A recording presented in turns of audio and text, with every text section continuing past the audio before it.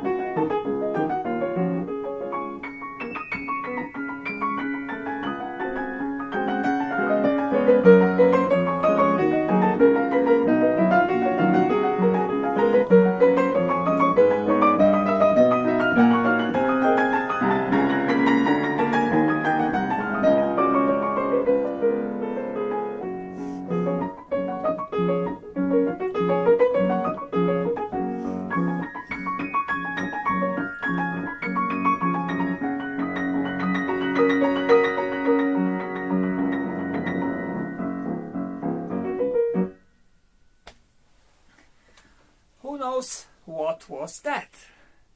Hi Kerstin, good to see you. Good evening. Hello. Witam panią Renatę bardzo serdecznie. Po polsku też mogę odpowiadać, choć tutaj na YouTubie raczej skupiam się na angielskim języku. Natomiast za pół godziny na moim Facebooku będę miał po polsku spotkanie przede wszystkim. Ale jeśli pani nie ma Facebooka, tak czy inaczej można go włączyć, bo zobaczyć można, nie trzeba mieć Facebooka, ale można czytać i pewnie nie można zadać pytania. Yes, of course, everybody knows, I know. Hi Frederick and Marcus, bonjour, thank you. I was telling you last week, I don't know if you were here, no, probably you were not, but that I know Belgium quite well. I had a road trip through Belgium, which is not so hard because you can visit the whole city in one day. The whole country. A very beautiful cities, I will never forget. Chopin, which they call Butterfly, and God knows why, but yes, indeed. So, hello everybody. Hello Brown. Perfect. Brown was just giving us opus and number. I see there are mostly piano players here, I suppose. Hi Caroline from Virginia. Phil, good to see you here. Bonjour Aline from Montreal. That's a place I would love to visit as well in the future. And Lauren or Lauren, I don't know, Lauren. Yeah, probably Lauren. Thank you very much. So you see, I am now preparing I have two programs now. Next week I am playing 3 concerts. That seems a lot, but actually in Poland. So I live in Poland, and I will play Tuesday, Wednesday, and Saturday, and those will be 2 different programs. Hi, Simone. Hello. And I am playing one program which is only Chopin. The title is Musical Journey Through Chopin's Life. This is the program that I'm playing this year a lot. And another program is called Grieg and Chopin, Edvard Grieg and Friedrich Chopin, 2 musical brothers. And this etude actually goes with the second program, Grieg and Chopin. Oh, Simeon, how was it? What have you played? What did you play? Tell us. And so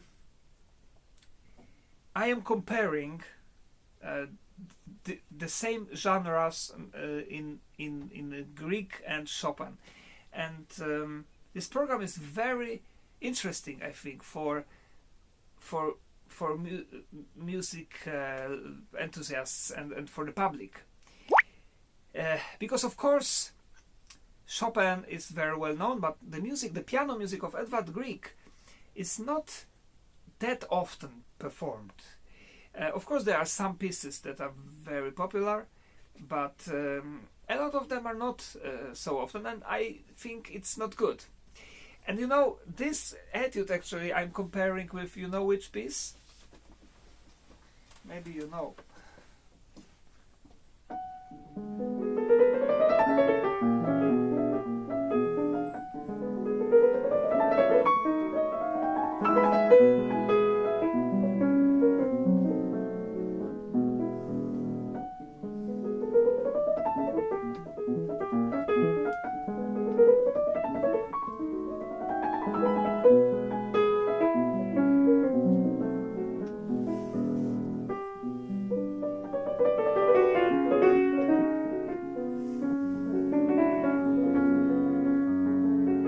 Yes, Lauren, exactly.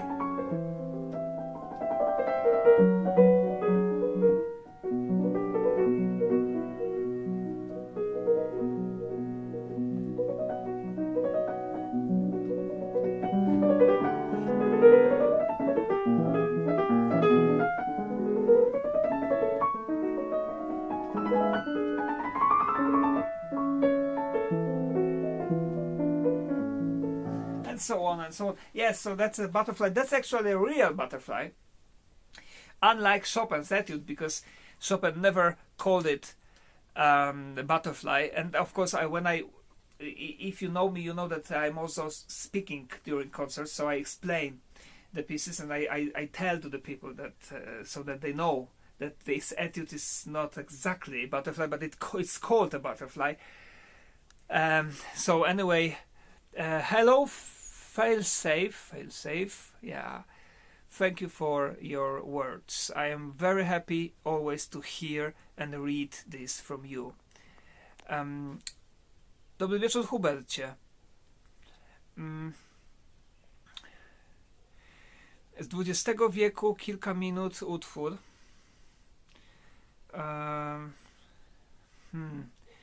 Może Szostakowicza coś. Preludium i fugę na przykład. Szostakowicza bym polecił. To zależy, a to w ogóle od początku XX wieku, bo to może być też na przykład jakaś miniatura Paderewskiego. Też jest XX wiek. Albo preludia Szymanowskiego. Ja bardzo lubię opus pierwsze, piękna muzyka którejś z preludiów. Yes, Lauren, because they have nothing in common except the title, but the title is of course not from Chopin, so jeśli chodzi o początek, no to Skriabin, jakieś preludium, albo właśnie Paderewski, albo Szymanowski, jak najbardziej. What's your opinion? Oh, Kuberti, hi. I don't know your name, but anyway, that's a nice nick. What's your opinion on the music of Schumann? Oh, wait, it disappeared. Oh, the music of Schumann, Brahms, and Scriabin and Ravel. Okay, so there are 4 different people. But it's a very good question, so I'm going to answer. Schumann, Brahms, Scriabin, and Ravel. They are all completely different. You can't really compare them. Robert Schumann first. Robert Schumann, in my opinion, and probably not only mine, the most romantic of all the romantic composers. A poet as well, a lovely, fantastic writer. His letters are masterpieces of art. Very romantic, very, I would even say, what's the word? A oh gosh, what's the word in English? Where's my... I need to find the word now. Okay, here. In Polish it's exaltowany, but does any Polish friend here knows the English? I have to find it. Okay, wait, give me a second. Give me just a second. What the problem is? Okay. I love music of Robert Schumann. It is really very sincere and spontaneous, but also, hi Manuel van Barsten, hello, Valentina, welcome. So I'm answering a question what I think about the music of Schumann, Brahms, Ravel and Scriabin, and now I'm on Schumann. And so the first thing which I want to check, one word just to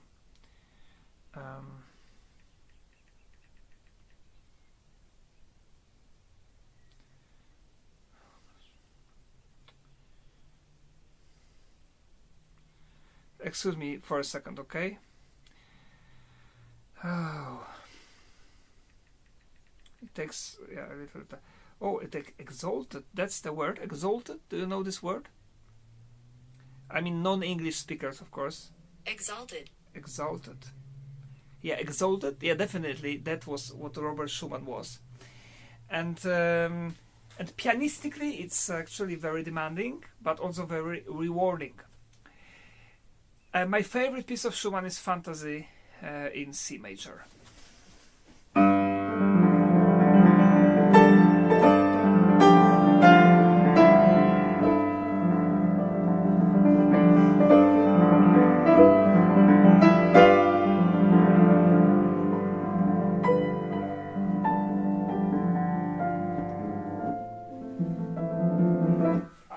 When I start, it's just I just love this piece. I haven't played it for many years actually, maybe more than 10, but that's a love of my life. I love this piece.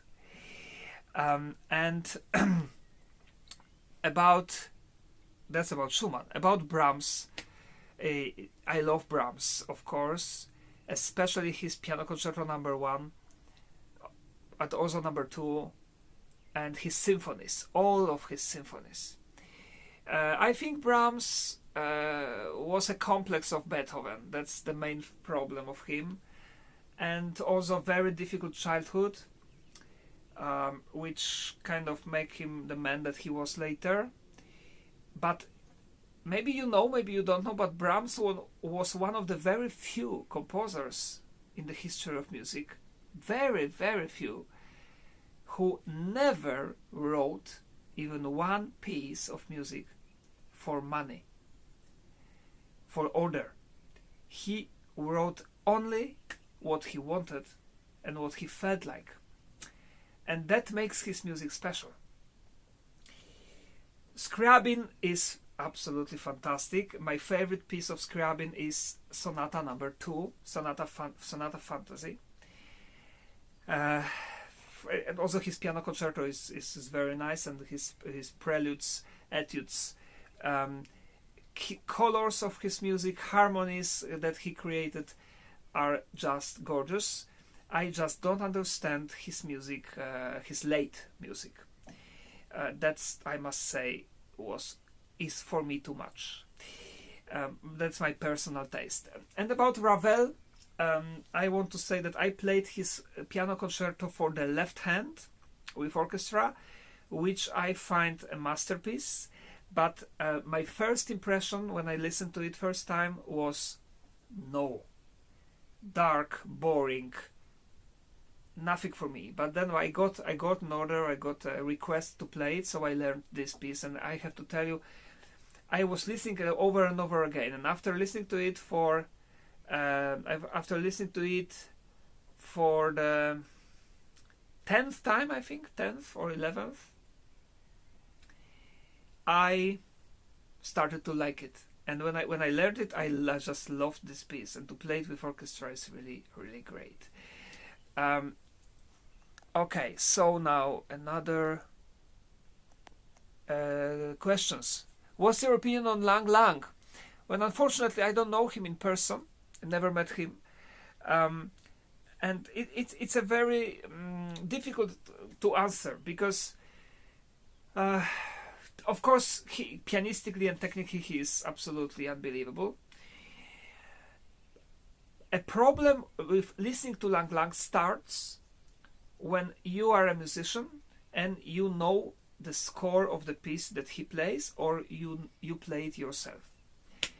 And this problem is that for a lot of times, most of the times, he is not playing what's written, and he's playing Lang Lang, but not the composer that composed the piece. And of course, for music lovers who doesn't know the score, there's no problem. He has a charisma, he has a great personality. But you know, once I had a masterclass with a fantastic German professor who told me on the lesson told me words like this: "You have great charisma and a personality," he said, "and you have to be careful because there is a great responsibility on you. With this charisma and personality that you have, you will convince your audience to everything you play. So," he said, "you have to respect the score to show them what composer wrote." And I agree. I mean, when we perform the music of somebody else who is dead, of course we can interpret like we want, but we are bound to realize everything they wrote. And as my heart is broken, especially when I listen to Lang Lang playing, well, I don't listen now, but I listened once, playing Tchaikovsky, my favorite composer, my beloved composer. Tchaikovsky's Les Saisons, no, the January, February, March, and so on. This is just but to say a good word about him, there is one recording which is fantastic, which is so touching and unbelievable, and it's just like not Lang Lang, I would say. It's the Beethoven Concerto No. 4. You can find. He plays it. It is like one of the best renditions that I know. And I didn't know why. And you know what? I listened to it and I was shocked. And a few years later, I read an interview with him. And in this interview, one of the things that he answered the question, what's his favorite piece? And he said that Beethoven Concerto No. 4 is love of his life. Then I understood.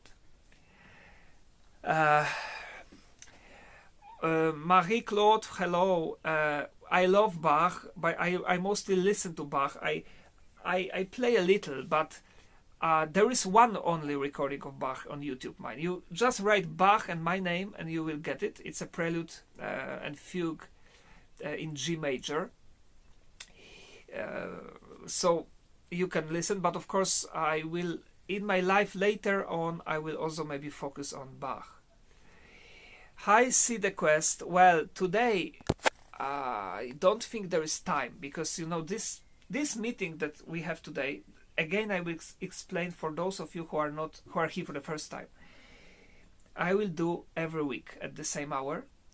You can ask questions. I will answer. I will play something. We just talk, but it will last only 30 minutes, because after 10 minutes, so it's 10 minutes from now, I have another live meeting, which is only also a tradition already, on my Facebook fan page, which is mostly in Polish, so in my native language, because there in Facebook fan page I have maybe 80% of my fans there are Polish people, and a lot of them are older people who don't speak English, so I just speak Polish to respect them and to have also this community.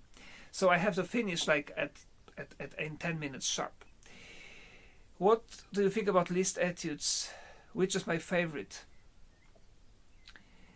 I like them. I think they are very full of imagination. Liszt I like and I play a lot, and I enjoy playing Liszt. My favorite etude of Liszt is only one, is Harmonie du Soir. I think that's one of the greatest piano masterpieces, and a really wonderful etude. And I will probably take it up again and play it maybe next year or this year. Oh, the revolutionary attitude. I am sorry I didn't see. Now I hope you are still here.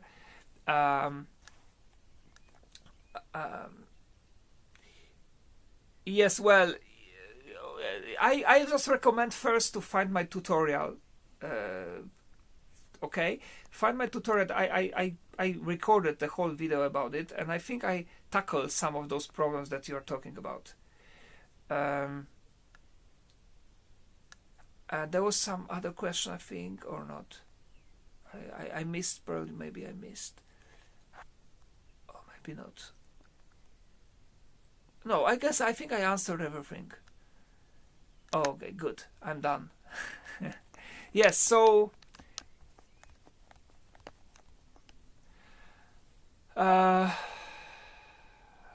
Aline, hello Aline Balade. Talk about Nocturne, Opus 52, number 1.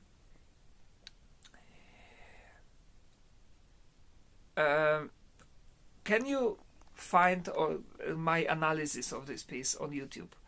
After this meeting now with you, I recommend you to find on YouTube, write my name. It's enough to write second name, Niemczuk, Chopin, Nocturne, and there should be like a lecture, and I'm talking very thoroughly about this piece. I didn't play actually Mephisto Waltz number 1, so I can't answer this question honestly, because I haven't played it. Hungarian Rhapsody number 2 is quite demanding, of course, but Mephisto Waltz also seems very, very hard, maybe even harder, but I don't know. You need to ask somebody who plays both then they'll tell you. But on the other hand, the Brown Liszt piece, Harmonie du Soir, that's the Transcendental Etude. I think is it number 10? Guys, help me, I'm not good in numbers. I think it's number 10. The evenings, the harmonies of the evening, I think that's in English. Yeah, 11. Yeah, thank you. See, I was mistaken. Yeah, I'm better in titles than in numbers. So yeah. So about this I answered. Did Chopin? That's a good question. Did Chopin ever write for money? Of course he did. Of course he did. Why do you think this was written?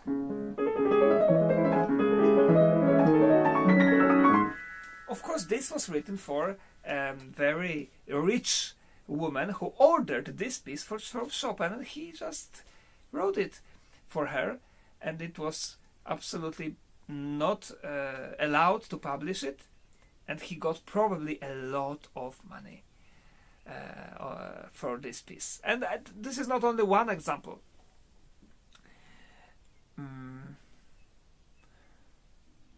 Hi, France. Well, that's the question. Isn't it 8? Wait, do I have ballads here? It's this one, right? Yeah, I think that should be. Wait, I can't tell you now. Well, you can check it in the score, but I think we have 8 notes there as the beat. The beat is on 8 notes. Hi, Ladislaus. Oh, a good question for good question. The most difficult piece. Wow, it's not so easy to say, but maybe this.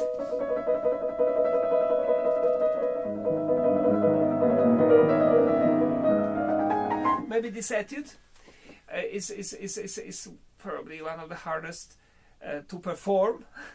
That's why I never do it anymore. In public, I mean.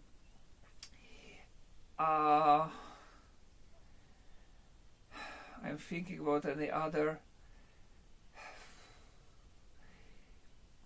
Yeah, that is the piece that I'm not so sure about. That also this one, but that's my personal problem. It's every pianist has different difficulties in in that, but I would say this is the piece that I played, because you asked me which one that I played. Of course, I haven't played all of the piano repertoire, so there surely are others that are more difficult, but I just didn't tackle them yet.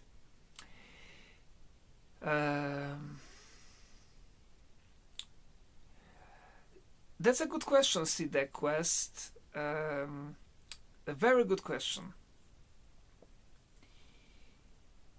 Now, but I have a question. Do you mean only by that, like a technical difficulties, or just overall?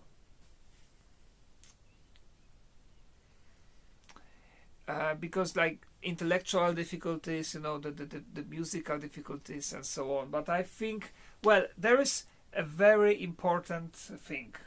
If you know my analysis of ballad number 4, if you know, because if you don't know, then I recommend you to watch it, but I am talking there about what's written by Chopin and what almost no pianist in the world respect about the tempo. Ballad number 4 is considered to be technically extremely difficult by many pianists, but actually it's always played way too fast than I think Chopin actually wrote and wanted. And that creates a big problem, because when I play ballad number 4 and I play it in the tempo that this is only my subjective thinking, but what I see in the score that Chopin wrote, then it stops being technically difficult, technically very demanding. But it's very difficult to create the story, to talk the story, and musically and intellectually. But I think the most difficult of all ballads is number 1, especially because of the coda. That is something that really creates a lot of difficulties. The second, I would say number 4 or number 2, also because of the coda, and the easiest is number 3. And with this question I have to leave you. I'm so sorry, but now in 1 minute I start my live question and answer meeting on Facebook fan page. So if you have Facebook, find my fan page. It's Grzegorz Niemczuk, not Greg. It's Grzegorz. And you can follow me there, although there I will speak also and mostly Polish. Thank you very much, everybody, and so happy to see you. And I think Mr. Chopin here is also happy to see you. And we will see each other next week. Maybe, or maybe next week not. I'm not sure. I have to check my calendar, but I will always announce it before. So if you see the announcement, then you will see it. See you. If not next week, then the week after. I will announce it. Okay. Bye bye.